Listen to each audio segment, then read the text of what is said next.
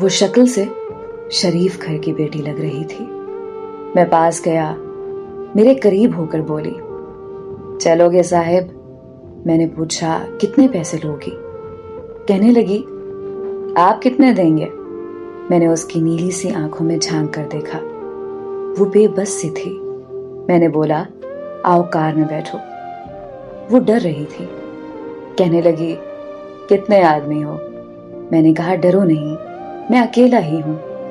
وہ خاموش بیٹھی رہی، پھر کہنے لگی، آپ مجھے سگریٹ سے اذیت تو نہیں دو گے نا؟ میں مسکرایا، بالکل بھی نہیں۔ پھر اس نے ایک لمبی سی سانس بھری، آپ میرے ساتھ کوئی ظلم تو نہیں کرو گے نا؟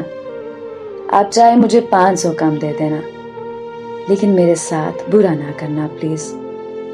وہ بہت خوبصورت تھی، معصومیت اس کی باتوں سے ٹپک رہی تھی، پھر بھی خدا جانے وہ کیوں جسم بیچنے پہ مجبور تھی۔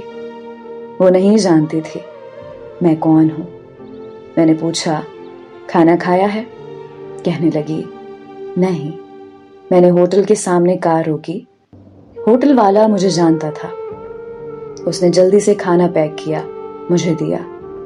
میں کار میں بیٹھ گیا، میں اپنے ڈیرا کی طرف چل دیا۔ چوکیدار نے دروازہ کھولا، میں نے کار پارک کی۔ رات کے 11 بج رہے تھے۔ وہ مسلسل میری طرف دیکھے جا رہی تھی۔ میں نے کھانا پلیٹ میں ڈالا، اسے کہا، ہاتھ دھو لو۔ وہ کہنے لگی، میں نے نہیں کھانا۔ میں نے پیار سے کہا، ڈرو نہیں، کچھ نہیں ہوگا۔ وہ ہاتھ دھو کر آئی، میرے سامنے کرسی پہ بیٹھ گئی اور کھانا کھانے لگی۔ جب کھانا کھا لیا تو کچھ کھانا بچ گیا۔ کہنے لگی، یہ میں گھر لے کے جا سکتی ہوں؟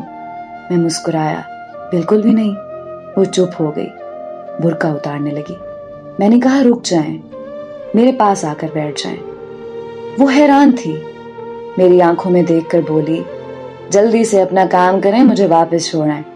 میں نے کہا، نہیں پوچھوں گا، کیوں کرتی ہو ایسا؟ کیوں بیچتی ہو جسم؟ بس اتنا کہوں گا، چھوڑ سکتی ہو کیا یہ سب؟ وہ میرے چہرے کی طرف دیکھنے لگی۔ آپ پاگل لگ رہے ہیں مجھے۔ میں نے اس کی آنکھوں میں دیکھا، ہاں پاگل ہی ہوں میں، سب پاگل ہی سمجھتے ہیں مجھے۔ وہ کہنے لگی، اگر کچھ کرنا نہیں ہے تو مجھے واپس چھوڑ کر آؤ۔ میں نے اس کے سر پہ ہاتھ رکھا، پھر پرس سے 10,000 نکالے، اس کے ہاتھ پہ رکھے۔ وہ حیران تھی، کہنے لگی، میں نے نہیں لینے، آپ کیوں دے رہے ہیں یہ پیسے مجھے؟ میں نے اس کے چہرے پہ ایک تھکن محسوس کی تھی۔ وہ اپنے آنسو رو کے بیٹھی تھی، بار بار کہہ رہی تھی، مجھے واپس چھوڑ کر آؤ، مجھے ڈر لگ رہا ہے۔ میں نے اسے یقین دلایا، ڈرنے کی کوئی بات نہیں ہے۔ اچھا بتاؤ نا، بہت درد دیا زندگی نے؟ یہ سننا تھا۔ اس کی آنکھیں نم ہو گئی تھیں، جیسے کوئی قیامت گر گئی ہو اس پہ۔ میں سمجھ چکا تھا، کوئی بہت بڑا درد لیے گھوم رہی ہے۔ دروازہ کھولا، کانپتی آواز میں بولی، مجھے چھوڑ کر آؤ واپس۔ میں نے اسے بیٹھنے کا کہا، بتایا، میرا نام مصطفیٰ ہے، ڈرو نہیں، خود کو محفوظ سمجھو۔ اسے جب یقین ہو گیا پریشانی والی کوئی بات نہیں تو بتانے لگی، شوہر مر گیا، 3 بیٹیاں ہیں، سسرال والوں نے نکال دیا، ماں باپ فوت ہو چکے ہیں، بھائی کوئی ہے نہیں۔ ماموں کے گھر آئی، ماموں کے بیٹے نے میرے ساتھ زیادتی کی۔ میں نے جب مامی کو بتایا تو سب نے مجھے غلط کہا، مجھے دھکے دے کر گھر سے نکال دیا۔ دور کے رشتہ دار نے ایک بڈھے سے میری شادی کروائی، اس کے بچے بھی تھے، اس کے بچوں نے مجھے بہت ذلیل کیا۔ پھر وہ شوہر بھی فوت ہو گیا، بیٹیوں کو لیے در بدر بھٹکنے لگی، نہ چھت تھی نہ روٹی تھی، بھوک افلاس تھی۔ سڑک پہ کھڑی تھی، ایک صاحب آئے، کہنے لگے 1 گھنٹے کے 5,000 دوں گا۔